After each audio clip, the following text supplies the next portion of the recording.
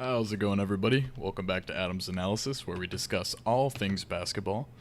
And as you guys just saw, like I saw, the Philadelphia 76ers have choked Game 7 at home. Pretty bad loss for the franchise. I mean, obviously they're tired of being a first or second round exit with the talent that they have. But speaking of talent, I think you got to move off Ben Simmons here. I mean, it's been a rumor and a discussion between 76ers fans and Twitter, obviously, for a long time. But I think you really just gotta move off him now. You gotta sell him in this offseason. Because it's always been a discussion. Do you sell Embiid or do you sell and shop around Ben Simmons? And I mean, obviously we've seen the talent difference in the two. You have Embiid putting up literally MVP numbers. If he wasn't injured this year, he probably would have been number one pick for the MVP. But what do you do now? What do you do after this one? And I think that if you're Philadelphia's front office, which obviously I'm not, but I think you go for someone like a Spencer Dinwiddie, maybe a Fred VanVleet, even like a Kyle Lowry after this exercisable year. And I think you got to shop around Ben Simmons for one of those guys, obviously involving a trade with some picks, because you're not just going to do a one-for-one trade with VanVleet and Ben Simmons. You're going to need a pick somewhere in there.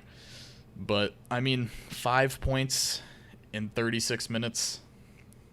You got 4 personal fouls. I mean, man had as much points as he did fouls. Shooting 1 for 2 from the free throw line, which obviously, I mean, that's nothing new for Ben Simmons. He shot 34%, I believe it is, on the year for free throws, which, I don't even got to tell you is pretty abysmal. I mean, 50% from the field, he only took 4 shots, so it's obviously pretty good that happened. He dropped 13 and 8, which obviously it's not like he wasn't contributing, but the 5 points is a problem because you can't have a guy that's 6'11" being guarded by a 6'1" Trae Young, which obviously Trae Young is pretty adept at getting steals and being annoying around the perimeter. But you got a 10-inch difference on him. You can't be dropping 5 points total in a Game 7 at home.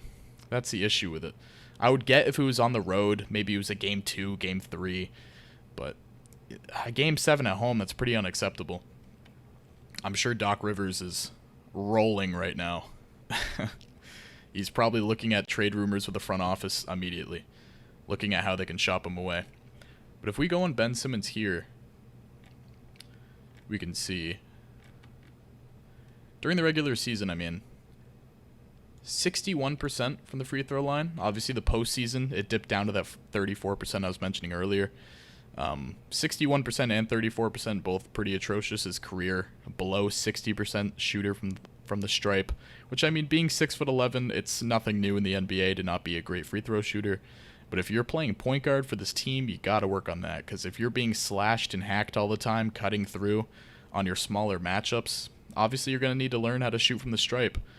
And him averaging only 14.3 points and then 12.5 in this postseason, it's been pretty terrible. He hasn't been contributing to letting Joel Embiid and Tobias Harris move on through these playoffs, because they've been playing pretty spectacular. There have been games that Embiid has taken some questionable threes, gone for contact that's been a little questionable. But Tobias Harris, for the most part, has been pretty incredible. He's really stepped up as that, supposed to be third option, but ended up really being the second option here. You got Tobias Harris here. Put up 24, 14, and 4. The 3-point percentage obviously wasn't very good, nor the shooting. But if you look at versus Atlanta total, he's putting up 52% from the field, 50% from 3, 100% from the stripe, averaging 17.5. And a couple of assists, a couple of boards. But if we go back here and we look at Kevin Huerter, he's really who carried this Atlanta team here. Because obviously Ice Trae has been putting on a show for these Atlanta Hawks. But he had 21 points today on only 2 for 11 from 3 and 5 for 23 from the field. Obviously 9 for 11 from the stripe, really can't get too much better than that. He did put up 10 assists, which obviously is something you can't not mention. Great contributor. And, his ball vision and court vision for being only, 22 years old is pretty unmatched in the league so far, but really the MVP of this game's got to go to Kevin Huerter. I mean, he had a +8, plus minus, 27 points, 2 for 4 from 3, 5 for 7 from the free throw, 10 for 18 from the field. Man had an amazing game. 7 rebounds, 3 assists, a steal, only 1 turnover too. So he was really doing it all this game. But another interesting point, if we go into Trade Finder here, and we use Philly, and then we could even see a trade for someone like Lonzo. If you put in Ben Simmons, a trade like this would definitely be something pretty favorable for the 76ers. Obviously, I don't think that the Pelicans are going to give up Eric Bledsoe and Lonzo Ball in one trade. I mean, as much as Eric Bledsoe's been a disappointment, I just don't think you give up 2 of your starting guards, obviously, in one trade.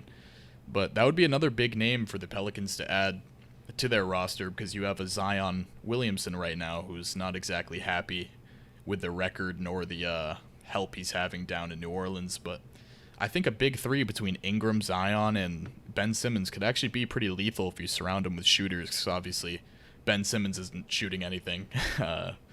Zion's not shooting anywhere outside from like 10 feet.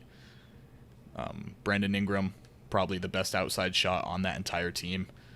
But it would be interesting to see, because that's a pretty win-win scenario for both teams here. You could even get a Spencer Dinwiddie from the Hawks if he doesn't re-sign, or I said from the Hawks, excuse me. I'm looking at the website here, from the Nets. Obviously, if he doesn't re-sign, I think he will re-sign, because they know they're championship contenders any year that they have their big 3. But, you know, health has been a big problem in this playoffs. Obviously, you have Kyrie Irving out. You have Harden at about 60% what he usually is. It'll be interesting to see next year. I mean, I have the Nets as probably my favorite next year. But we will see, for sure. If you guys did enjoy or have any comments on how the 76ers can do better this next season, leave them down below. Smash that like button if you did enjoy. And as always, guys, peace out.